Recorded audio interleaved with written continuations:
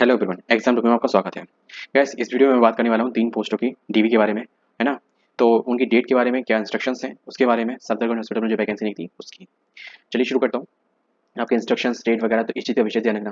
देखो, जो आपके ये सीरियल नंबर ये एडवर्टाइजमेंट के अकॉर्डिंग है, ठीक है? जो सीरियल नंबर रेडियोग्राफर और एक्सरे असिस्टेंट का, तो इसका जो आपका जो डीवी होने वाला है वो 22 तारीख को होने वाला है, ठीक है? Room number 103, first floor, main OPD building, Safdarjung hospital, new Delhi. Next जो आपका है जूनियर मेडिकल लैब टेक्नीशियन का है, ठीक है? और इसका डीवी 27 तारीख को होने वाला है। और जो सेंटर है डीवी का वो सेम ही है, ठीक है? Room number 103, first floor, main OPD building, ठीक है? Safdarjung hospital, new Delhi. ठीक है, इसके इंस्ट्रक्शंस के अकॉर्डिंग मैं आपको एक चीज़ और बता दूं। इसमें यहाँ पे आपको एनेक्सियर बी में, ठीक है, एनेक्सियर बी में इसमें आपके तीनों का रिजल्ट दिया गया है पोस्ट वाइज। जो भी कैंडिडेट इसमें टीवी के लिए कॉल किए गए हैं, आपको फटाफट से ये जो पीडीएफ है हमारा टेलीग्राम लिंक से डाउनलोड कर लेना है ना? इसमें मैं साफ साफ लिख दूंगा रेडियोग्राफर डीपी, ठीक है? रेडियोग्राफर डीबी, और मतलब मैं जिस तीनों पोस्टों का इंडिविजुअल डाल दूंगा नेम करके, तो जिससे कि आपको फिल्टर आउट करना ईजी हो जाएगा। आपको फटाफट से करना है और इसमें अपना रोल नंबर फिल्टर आउट कर देना है। जैसे कि फॉर एग्जाम्पल देखते हैं कि फिल्टर आउट होता है कि नहीं होता। 2311081113। जैसे कि इसके अकॉर्डिंग इसमें कोई फ़िल्टर आउट नहीं चल रहा है, तो आपको 1 टू 1 अपना देखना पड़ेगा, ठीक है? तो ये इन्होंने चीज़ बहुत टफ कर दी है कि हमें 1 टू 1 कितने कैंडिडेट, मतलब ऐसे करके बहुत से कैंडिडेट हैं। तो आपको इसमें हम किसी भी तरीके से फ़िल्टर आउट नहीं कर सकते, तो हमें 1 टू 1 देखना पड़ेगा और कोई प्रोसेस नहीं है। नेक्स्ट मैं बात करता हूँ आपके इंस्ट्रक्शन के बारे में। मैं आपको सारी जितनी इंस्ट्रक्शन है 1 टू 1 आपको बता देता हूँ। देखो, यहाँ पे इमेज स्टार्टिंग यहीं से हो गई है, और कुछ क्या ऊपर कुछ है? नहीं है। टू क्यों लिखा है फिर यहाँ पे? ठीक है, द ऑल द कैंडिडेट, जो भी कैंडिडेट आएंगे उनको अपने ओरिजिनल डॉक्यूमेंट लेके आने हैं, ठीक है? और सभी कैंडिडेट की जो इंपॉर्टेंट इंस्ट्रक्शन की लिस्ट है जो मैं अभी बताने वाला हूँ, वो एनेक्सियर ए में दी गई है। और जितने भी कैंडिडेट शॉर्टलिस्टेड हुए हैं फॉर डीवी के लिए, उनकी लिस्ट है वो एनेक्सियर बी में दी गई है, जो मैंने अभी आपको दिखा दी। आपको फिल्टर आउट नहीं करना पड़ेगा, 1 टू 1 करके देखना पड़ेगा। रैंक के अकॉर्डिंग आसपास देख लेना, ठीक है? क्योंकि अब मैं ये नहीं कह सकता जो आप लास्ट में जाओगे आपको होगा कि इतने रैंक वाले, नहीं, आगे पीछे हैं वो, ठीक है? जो सीरियल जो लोग हैं वो आगे पीछे हैं, रैंक ऊपर नीचे भी है। तो बात करते हैं इसमें। देखो, जो आपका जो डीबी का डाउनलोड वेरिफिकेशन एडमिट कार्ड है, डीबी का एडमिट कार्ड है, वो आपको HLL.CBT एग्जाम, ठीक है, .in पे से डाउनलोड होगा अपनी लॉगिन आईडी पासवर्ड के अकॉर्डिंग। अगर आप भूल गए हो तो अपनी मेल आईडी में जाके सब्जेक्ट डालना या फिर HLL CBT एग्जामिनेशन डालना, है ना? तो आपको फिल्टर आउट करके आ जाएगा। नेक्स्ट आपका जो जो भी आपको क्या क्या लेके जाना है, original certificate, marksheet starting from 10 ward and on ward, ठीक है? और जो भी आपकी क्वालिफिकेशन हो, एज और caste category experience along with the copy of the application form. तो आपको जितनी मार्कशीट है 10th के बाद, मतलब 10th 12th, जो भी आपकी आपकी पोस्ट के अकॉर्डिंग डिग्री या डिप्लोमा या रजिस्ट्रेशन सर्टिफिकेट, ठीक है, एक्सपीरियंस सर्टिफिकेट, जो भी चीज़ हो वो आपको सब ले जानी है। आपको एज और कास्ट के अकॉर्डिंग आपने कुछ क्लेम किया हो तो वो आपको लेके जानी है, कैटेगरी के अकॉर्डिंग एज रिलैक्सेशन है, ठीक है? और जो भी है एक्स वाई जो भी आपने रिलैक्सेशन एक्सपीरियंस किया हो, एक्सपीरियंस हो मांगा गया हो तो वो आपको लेके जाना है, और अगर हो तो भी आपको लेके जाना है। नेक्स्ट आपका एप्लीकेशन फॉर्म के साथ जो आपने फॉर्म भरा था, फिल किया था, आपको वो भी लेके जाना है। नेक्स्ट आपको क्या लेके जाना है? 4 कॉपी लेके जानी है आपको पासपोर्ट साइज फोटोग्राफी। मैं आपसे कहूँगा 8 लेके जाना, कोई मिस्टेक अगर नहीं होनी चाहिए आपके डीवी में, ठीक है? किस किस के साथ? आपके एडमिट कार्ड के साथ जो आपने इसका एग्जामिनेशन दिया था, सीबीटी दिया था, अलॉन्ग विद, यहाँ पे लिखा हुआ है। और मे बी वही वाली लेके चले जाना बेस्ट रहेगा। मे बी आपके पास पहले से ही होंगी। तीसरा पॉइंट आपके लिए किसके लिए? Multiple sets of the photocopies of all the certificate and marksheet starting from 10th, ठीक है? एंड एज अबव, आपकी 10th से देखिए जितने भी आप डॉक्यूमेंट लेके जाओगे, ठीक है, उन सब की आपको एक मिनिमम, इन्होंने कहा मल्टीपल सेट्स लेके जाना है, पर पर्टिकुलर सेट नहीं बताया। तो मिनिमम 5 सेट आप बना के लेके जाना सारे डॉक्यूमेंट के, सीरियल वाइज लगाना। आपकी 10th 12th डिप्लोमा ग्रेजुएशन, फिर सर्टिफिकेट, फिर एक्सपीरियंस, ठीक है, XYZ, इसी अकॉर्डिंग इसी सीक्वेंस में आपको लगाने हैं। और हाँ, अपनी आईडी और फोटो कॉपी, फोटो आईडी, आधार कार्ड और आईडी दो लेके जाना। अपनी फोटो आईडी, ठीक है, पैन कार्ड लेके जाना। भाई देखो, पैसे का काम अब होने वाला है ना, तो पैन कार्ड तो बहुत इंपॉर्टेंट है, ठीक है? और अपने डीएल लेके जाना। अगर डीएल नहीं हो तो वो डीएल तो होगा ही होगा, लेकिन इन केस गर्ल्स हो सकता है किसी के पास डीएल ना हो, तो आपको अपना वोटर आईडी लेके जाना। मिनिमम आपको 2 ऐसी आईडी लेके जानी है जिसमें आपकी फोटो वेरिफिकेशन हो सके, ठीक है, फोटो आईडी का। नेक्स्ट आपके लिए आपको क्या क्या चीज लेके जानी है? OBC certificate and EWS certificate वालों के लिए जो माइंड में इशू आ रहा था क्रुशियल डेट का, वो मैं आपको क्लियर कर देता हूँ। आपको जो भी सर्टिफिकेट होगा magistrate, deputy commissioner and collector, या फिर जो भी अथॉरिटी कंसर्न अथॉरिटी होती है जिसके पास पावर है, मतलब तहसीलदार, तो उसका सर्टिफिकेट आपका चलेगा, ओबीसी का और ईडब्ल्यूएस का, ठीक है? बट आपका जो क्रुशियल ईयर, फाइनेंशियल ईयर, मैं आपको बता दूं, आपका फाइनेंशियल ईयर 22-23 का होगा, ठीक है? मतलब पिछला वाला आपका सर्टिफिकेट चल जाएगा। और जो आपका जो भी सर्टिफिकेट हो उसमें जो डेट मेंशन होगी, इशूइंग डेट, वो 1/4/2023 के बाद की होनी चाहिए, ठीक है? कभी कभी हो, अभी आपने बनवा लिया हो, है ना, तभी मेरे ख्याल से चल जाएगा। लेकिन अगर पुराना होगा तो मच बेटर होगा। नेक्स्ट मैं आपको एक चीज बता दूं, क्योंकि इसमें क्रूशियल डेट फाइनेंशियल ईयर दे दिया ना, तो इस वजह से मैं बोल रहा हूँ कि 1/4/2023 के बाद तक वाला कोई भी आपका सर्टिफिकेट हो चल जाएगा, है ना। दूसरा आपका, तो for the candidate age relaxation के लिए अगर आपने कोई भी सर्टिफिकेट लगाया हो एज ए गवर्नमेंट और सेंट्रल गवर्नमेंट में या फिर स्टेट गवर्नमेंट में आप काम कर रहे हो, आपने ये बताया हो, तो उसके रिकॉर्डिंग आपकी सर्विस बुक लेके जानी है, और जो भी सर्टिफिकेट वगैरह होता है वो लेके जानी है आपकी सर्विस का, ठीक है। और एनओसी लेके जाने हैं आपकी कंसर्न ऑर्गेनाइजेशन से, ठीक है। मतलब कोई भी उन्हें दिक्कत नहीं, एनओसी बिना, विदाउट एनओसी आपका डीबी प्रोसेस नहीं होगा, ठीक है। इस चीज़ का विषय ध्यान रखना। यहाँ पे सेंट्रल गवर्नमेंट एम्प्लॉय लिखा हुआ है, पर स्टेट गवर्नमेंट वाला भी अगर जो इसमें एलिजिबल था या फिर इसमें इसमें रिलैक्सेशन उसको दिया गया है, तो वो भी अपना यही डॉक्यूमेंट आपको लेके जाना है। अपना अपनी सर्विस बुक लेके जानी है। सर्विस बुक आजकल मानव संपदा पोर्टल पे आपकी ऑनलाइन हो गई है, सीधा जाना वहाँ पे जाके सर्विस बुक के लिए एफ करके होता है, ठीक है, फैक्ट करके, I mean not wrong, fact too, ठीक है। और फिर सर्विस बुक का वहाँ ऑप्शन होता है पीडीएफ डाउनलोड करने का, उसको आप डाउनलोड करके प्रिंट निकाल सकते हो।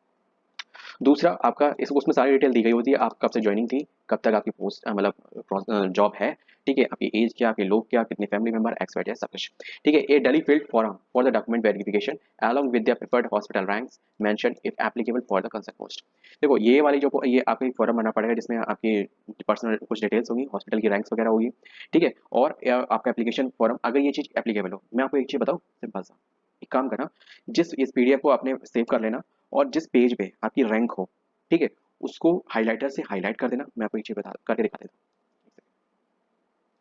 जैसे फॉर एग्जांपल ये कैंडिडेट है हाकिम सिंह, ठीक है, तो मैं हाइलाइटर से ये चीज़ हाईलाइट कर देता हूँ, और इस पेज का प्रिंट आउट निकाल लेना, मच बेस्ट रहेगा, क्योंकि उन्हें आपकी रैंक की दिक्कत होगी कि मतलब आपकी रैंक कितनी है, ठीक है, तो आप किस पेज पे हैं, तो आप इस तरीके से निकाल के ले जाएंगे ना, तो बहुत ईजी रहेगा।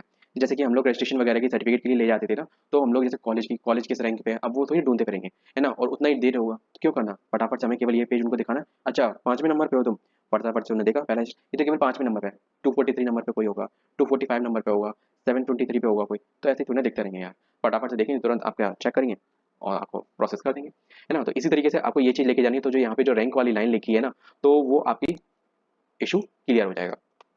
नेक्स्ट पॉइंट आपके लिए क्या दिया गया है, if the any of the particular states your you are in the application in और verification found incomplete and wrong, ठीक है, if any found for the wilfully suppress material information relevant to the consideration your case without the prejudice it any actions taking the consequence and your candidature will be summary rejected and will not be consider an appointment to the post.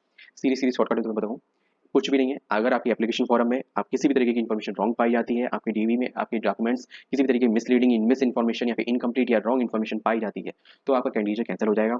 और उसके regarding अगर कोई भी जब तक result final आ नहीं जाए, जैसे फॉर एग्जाम्पल नर्सिंग अटेंडेंट का कोर्ट में केस चला था, ठीक है ना, बहुत से इशू हुए थे नर्सिंग अटेंडेंट का, तो जब तक वो फाइनल रिजल्ट या फाइनल फाइनल प्रोसेस नहीं हो जाती, ठीक है, उससे पहले आप अपना कोई जजमेंट एक पर्टिकुलरली नहीं दे सकते। और अगर और इसके रिगार्डिंग आप कोई भी मिसलीडिंग मिस इन्फॉर्मेशन या फिर रॉन्ग इन्फॉर्मेशन आप प्रोवाइड करते हो, ठीक है, तो उसके कॉन्सिक्वेंसेस आपको भरने पड़ेंगे, और दूसरा आपका कैंडिडेट भी कैंसिल किया जाएगा।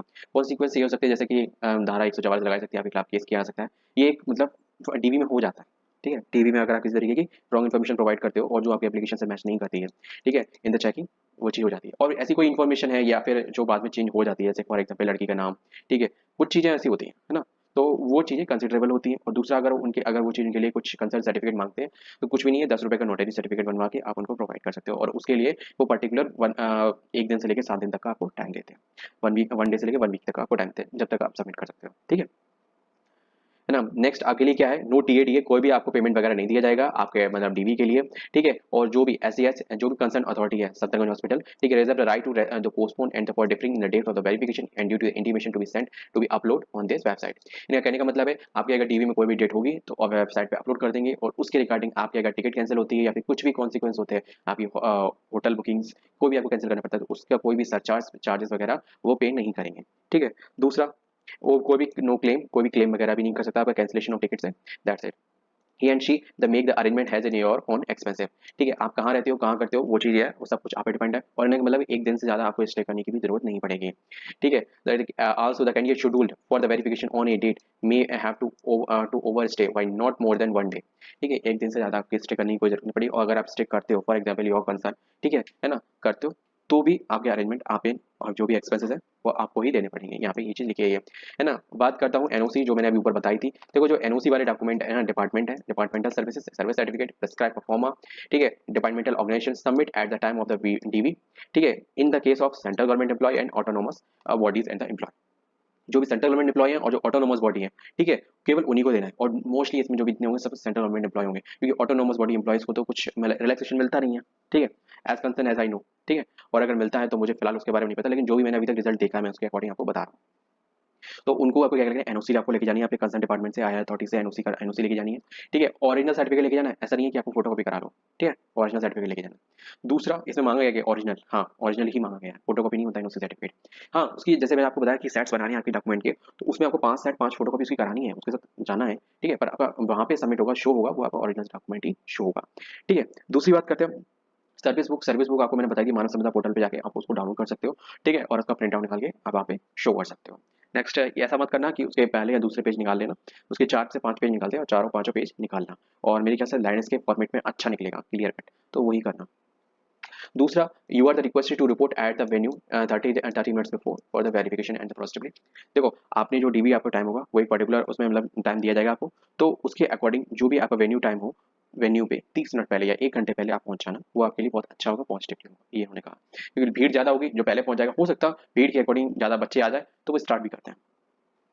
Next, the allocation of the hospital contingent and the upon the candidate, ठीक है, जो भी जो एलोकेशन हॉस्पिटल है वो कैंडिडेट की मेरिट स्कोर पे, कैंडिडेट पे डिपेंड करता है, उसकी मेरिट स्कोर पे डिपेंड करता है, और जो हॉस्पिटल प्रेफरेंसेस उसने सबमिट करेगा उस पर डिपेंड करता है, और and the availability of the post seats with in the respective hospital and institution, जो उसने चूज किया है उसकी मतलब उस ऑर्गेनाइजेशन उस हॉस्पिटल में उसकी सीट उतनी सीट्स हैं या नहीं है, ठीक है, बची हैं या नहीं है, उस पर सब कुछ डिपेंड करता है। The taking into the consideration the applicable the reservation criteria, ठीक है, रिजर्वेशन क्राइटेरिया भी इसमें लिया जाएगा, and it is imperative to note that the ultimately authority for the hospital allocation rests, ठीक है, solely for the discrimination of the सदर। देखो फिर भी देखो अल्टीमेटली जो भी सोल अथॉरिटीज है ना, पावर है, वो सफदरजंग हॉस्पिटल के पास है, ठीक है। आपको कोई भी वो चीज़ आपके वेरिफिकेशन चला जाएगा। नेक्स्ट आपको एक चीज़ बहुत विशेष ध्यान रखना है कि टीवी के अंदर टीवी हॉल में आप मोबाइल नहीं ले जा सकते, कैमरा नहीं ले जा सकते, और वॉच नॉट अलाउड। वॉच का मतलब आपकी डिजिटल वॉच, एनालॉग भी वॉच में भी हो सकता है वो प्रेफर ना करें, पर उसमें वॉच का करना ही क्या है आपको, ठीक है, क्योंकि वहाँ पे हॉल में एक वॉच होगी ही होगी, ठीक है ना। और ये डिजिटल वॉच का आप वहाँ यूज़ नहीं कर सकते, इन्होंने लिखा नहीं है डिजिटल वॉच, तो डिजिटल वॉच ही नॉट अलाउड होगी, एनालॉग वॉच का कोई ज़्यादा यूज़ नहीं होता, not allowed in the DV hall. तो इन 3 बातों का विशेष ध्यान रखना है, जो भी डॉक्यूमेंट वगैरह या फिर कुछ भी चीज़ आपको शो अप करना हो उसका प्रिंट आउट निकाल के रखना। इन्होंने एक ना केस ऐसे इसलिए बोला है कि बहुत से लोग फ़ोन में दिखाने लगते हैं, कोई डॉक्यूमेंट नहीं है उसको फ़ोन में दिखाने लगते हैं, तो वो चीज़ वहाँ वैलिड नहीं मानी जाएगी। या फिर वीडियो बनाने लगते हैं, ब्लॉगिंग करने लगते हैं, एक्सपीरियंस शेयर करने लगते हैं वहीं अंदर बैठ के, तो वो सब चीज़ें एग्जम्प्टेड होती हैं, मना होती हैं, तो प्रोहिबिटेड होती हैं उस प्लेस के लिए। बस यही आपके लिए इंस्ट्रक्शंस थे, इंस्ट्रक्शंस का विशेष ध्यान रखना है। अगर आपने आपको भी एक तो मेरे ख्याल से आपको भी अपनी तरफ से ये सारे इंस्ट्रक्शन एक बार पढ़ लेने चाहिए। और जो भी कैंडिडेट सेलेक्टेड हुए उनके लिए कॉन्ग्रेचुलेशन, टीवी के लिए जा रहे हो सारे प्रिपरेशन करके जाना, अच्छे से पढ़ के जाना, ठीक है, पढ़ के नहीं है ना, अच्छे से करके जाना प्रिपरेशन। तो प्रॉपर अपना चेकअप करके चेक करके जाना कि कोई भी चीज़ डॉक्यूमेंट मिस ना हो रहा हो, फोटो वगैरह कोई भी चीज़ आपकी सेट्स वगैरह हो, तो मिनिमम 5 करके जाना, ठीक है, क्योंकि इन्होंने काउंटिंग नहीं बोली तो 5 तो आप मान के चलो, ठीक है, बाकी अगर एक्स्ट्रा होगा तो आप वहाँ करा लेना, ठीक है। मेरे ख्याल से 5 से ज़्यादा की जरूरत नहीं पड़ेगी, क्योंकि मेरे अभी तक जितने भी डीबी में हो चुका है ना, 3 4 3 4 3 4 5 3 4 3 4, तो कुछ ऐसा ही रहता है। कभी कभी ऐसा होता है कोई डॉक्यूमेंट में प्रिंटिंग में या फिर फोटो स्टेट में कोई ब्लैक मार्क आ गया, तो उन्होंने कहा कि नहीं इसकी दूसरी कॉपी लेके आओ, तो आपके पास दूसरा सेट है ना, तो दूसरे सेट में से वो डॉक्यूमेंट निकाल के आप वहाँ प्रेजेंट कर सकते हो, तो एक आध चीज़ आपकी लाइब्रेरी में बड़ी पड़ी रहेगी आपके पैकेट में, तो कोई ख़राब नहीं हो जाएगी। और रही बात फ़ोटोज़ की, फ़ोटोज़ आपके आगे भी ज़रूरत पड़ेंगी, मिनिमम आपके 8 तो होने ही चाहिए, ठीक है। उसमें 4 बोला है, 4 एकदम टेक टू टेक थोड़ी ना ले जाओगे, और अगर उन्होंने एक आध भी एक्स्ट्रा मांग लिया तो, है ना, तो वहाँ उनसे ये थोड़ी ना बहस करोगे कि सर आपने तो टीवी में 4 बोला था, तो प्लीज़ अपने पास होनी चाहिए। और प्लीज़ कोई भी वहाँ पे जाके किसी भी एम्प्लॉय से, चाहे वो प्यून हो और चाहे वो कोई बड़ी अथॉरिटीज़ हो, चाहे वो क्लर्क हो, किसी से भी मुँह बाचाल या बात पे बात मत करना, क्योंकि that is the time of जैसे नहीं या मीडिएटर होता है कोई भी शादी कराने वाला, तो उसका दिमाग मत खराब करना क्योंकि उसका दिमाग खराब हो तो तुम्हारे डॉक्यूमेंट में कुछ भी हो सकता है, ठीक है। मैं ये नहीं कह रहा हूँ कि वो आपके आर्ग्यू के अकॉर्डिंग कर देंगे, पर प्लीज़ मत करना, क्योंकि जो आपकी हेल्प कर रहा हो तो हमें उसकी कम से कम कुछ हेल्प नहीं कर सकते, तो उससे हम प्यार से बात तो कर ही सकते हैं। तो स्पेशली गर्ल्स, है ना, मैं कहूँगा कि it could be argue some little little things like photos and photocopies and extra pens वगैरह एंड मोबाइल्स एंड समथिंग, ठीक है। और अपना जो भी आप पहन के जाएं, ठीक है, तो वो भी थोड़ा एक नॉर्मल ही पहन के जाएं, ठीक है, ज़्यादा एक मतलब थोड़ा इंग्लिश तानी मत बन के जाना, एक जो फॉर्मल वियर होता है वही पहन के जाना, दैट्स इट। तो अगर मैंने कुछ मिसलीड कर दिया हो या फिर कुछ आपको बुरा लगा हो तो उसके लिए सॉरी, है ना, ये मैंने आपके भले के लिए ही बोला है, क्योंकि मैंने जो डीवी में एक्सपीरियंस किया है गर्ल्स बॉयज़ के experiences and references and how could they talk to him, है ना, तो वो सब चीज़ें मैंने उसके अकॉर्डिंग आपको प्रोज एंड कॉन्स आपको बता दिए। क्योंकि जो आपको एक्सपीरियंस करने के बाद महसूस होता है वो आपको पहले बता दिया कि ये मत करना, तो आपको कोई दिक्कत ही नहीं होती। तो अब मिलते हैं नेक्स्ट वीडियो में किसी और अपडेट के साथ। जय हिंद। और भाई प्लीज़ कमेंट बॉक्स में बताना कौन कौन सेलेक्ट हुआ है, किसका डीबी हो चुका है ना। और अगर कुछ गलती करती है तो वो भी बता देना यार, कोई बात नहीं। जय हिंद। और वीडियो अगर इन्फॉर्मेटिव लगे तो वीडियो को लाइक और चैनल को सब्सक्राइब करना मत भूलना। क्या मुझे ये बोलने की ज़रूरत है क्या?